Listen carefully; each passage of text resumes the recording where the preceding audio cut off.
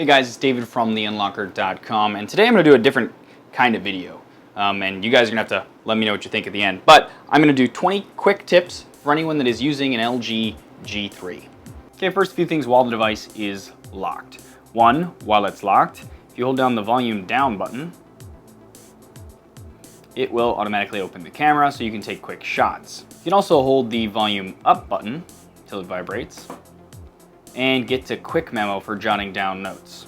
You can double tap the screen by default to unlock the device. You can change the effect that the screen uses by going to Settings, Display, Lock Screen, and Screen Swipe Effect from Light Particle to, let's try Vector Circle.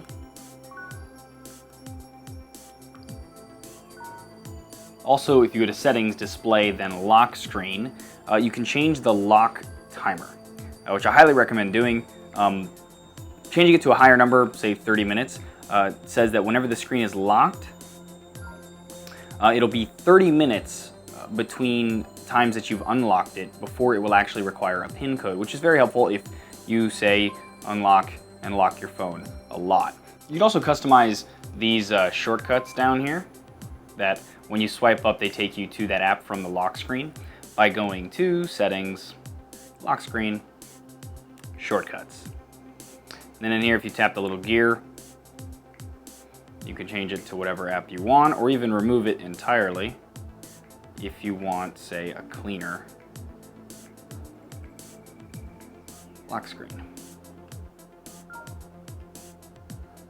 Okay, just like most of the new flagship devices, this has a universal remote built in. But one of the differentiators that's kind of cool is if you go to your apps, go to Quick Remote, you can tap the plus sign and add a new TV or universal remote, whatever you need to, just like all of the other ones for the most part.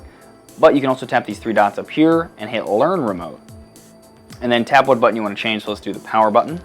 And then you can tap and hold the remote button, the same button that you want to copy, up to the top of the device until it says you got it. And it's a quick and cool way of copying your current remote. You can add or remove items from the notification shade by scrolling all the way to the right, and you'll see Edit. And then you can just check or uncheck the things that you want in there. You can also reorganize them and move them around. And there's even things in here like the Q slide, which takes up a lot of space. Also in the notification shade, it may not be apparent at first, but tapping these will actually turn those systems on and off, but you can hold down on them to be taken to the actual settings page.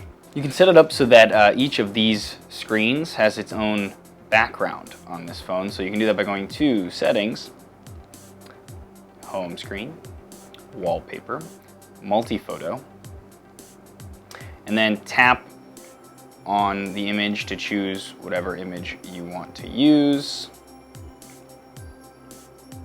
Crop it.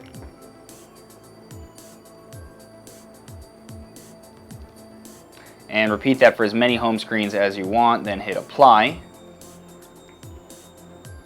And now as you swipe, the home screen will change. You can use two apps at once using their dual window by tapping this multitasking down here at the bottom right, then tapping dual window. And then you can choose two apps from in here. It's only ones that are approved by LG, just so you know. But you can tap and drag one up, and tap and drag one down. Then you can use this slider to adjust the ratio. You can also tap that to get other options like swapping them, choosing, say, a different app, full screening one of the apps, and closing the app. You can have apps float on top of the screen as well. To easily get to that, we're going to add something back in here, which is called Q Slide. Now this is basically what I'm talking about. So now that that's in here, you can tap the app to have it show up and floating on top. You can also adjust the transparency of each of them by dragging this slider. And as you open other apps, they still remain, unless you open the app that is in the QSlide window. And then of course you can tap to remove them. You can get a bit more screen real estate if you pull down the notification shade, tap on the gear to get to settings, tap on display, tap on home touch buttons. And in here we can actually, first off, we can change the combination of them. So you can add like that QSlide thing that I just had in the notification. You can have that down here if you wanted. You can add quick memo, notifications, dual window, whatever you want. You can also change the color, make it transparent or not. And then also here to get more real estate on the screen, you can do hide home touch buttons.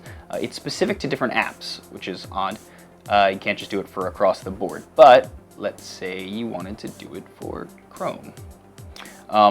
You just check off whatever you want, and then whenever you open that app, you'll notice that those buttons just kind of disappear. If you ever want those buttons to come back, you just swipe up from the bottom, and then they appear for a temporary amount of time within that app. You can actually open the app drawer, and then you can customize the sort order by tapping the 3 dots at the top and hitting View Apps By. Download date sometimes is a little better than the other ones, but whatever you want. You can also tap Show Large Icons, and it'll make the icons larger. You can also hide and show apps. A lot of the Android phones now have this feature, but it's handy, especially if you're getting rid of all the bloatware that your carrier puts in here if you don't feel like rooting to get rid of it, but that's another video. So you can just tap that and then check them off. Oh, look at all that. So annoying. Goodbye. And then hit the checkbox, and now you won't have to look at them. You can make the device easier to use with one hand if you want by going to Settings again, General, one-handed operation, and then checking off where you want this to be enabled. So let's just do it in everywhere. And then now, whenever you use those certain things, you'll notice, for example, the dial pad is now a little bit to the right. You can tap this arrow to move it to the left instead, depending on what hand you use for your phone. Same thing happens if you have a pin for your lock screen or when typing messages. You can change the font on the device by going to Settings, Display, Font Type. And you can either choose from one of the ones that are pre-installed, or if you tap this plus at the top right, you'll be taken into LG Smart World, which is their marketplace. And you can choose from any of the ones that are here. Tap Download, and you can go back to Settings and Fonts whenever that's ready, and you'll see the new font down there. You can tap it, and then it'll change the font throughout your system. Any way to kind of gain some storage back, LG's put a thing called Smart Cleaning in here. So we're going to go to Settings, General, Smart Cleaning, and then it's going to calculate what it thinks it can save us, so we can get rid of things out of the temporary files by tapping on that and tapping Clean. And it freed up 243 megabytes with that. And the download folder, clean. And there you go. Like on most Android devices nowadays, LG has also put in a guest mode. So if you go to Settings, General, Guest Mode, you can actually go in here and tap Allowed Apps, choose the different apps that you want the person to be able to use in guest mode. They're the only apps they'll be able to use. You can tap Wallpaper to go in here and change the wallpaper for their guest mode. It shows you kind of what it's going to look like up here. And lock screen type. And then you can, if you don't already have a PIN set for your main account, you're going to have to put that in first. Then it's going to ask you to set a PIN for guest mode. So let's just do continue and then confirm it. And then finally turn it on from there. And if you enter your normal PIN, you'll go to your main screen. If you enter the guest PIN, you'll go to guest mode. The device can also use gestures like other Android devices. So pull down the notification, go to Settings, General, and tap on Gestures. And then you can turn them on or off if you want to use them or not. And you can kind of just read through here to see what there are. There's not many of them, but basically it's flipping the phone to stop alarms, pause videos, silence an incoming call. Also, if you pick up the phone when it's ringing, it'll automatically kind of fade out the ringtone so it's not so loud because it knows you are aware. And then also if you bring the phone directly to your ear, it will actually answer the call. And there you go. I hope that helps some of you. And let me know what you guys think. Let me know in the comments, or reach out to me on Twitter, Facebook, or Google Plus, all at The Unlocker. And let me know if you guys want to see me do videos like this for other devices. And also, while I have this device, if there are any videos that you guys would like to see me do with it, let me know.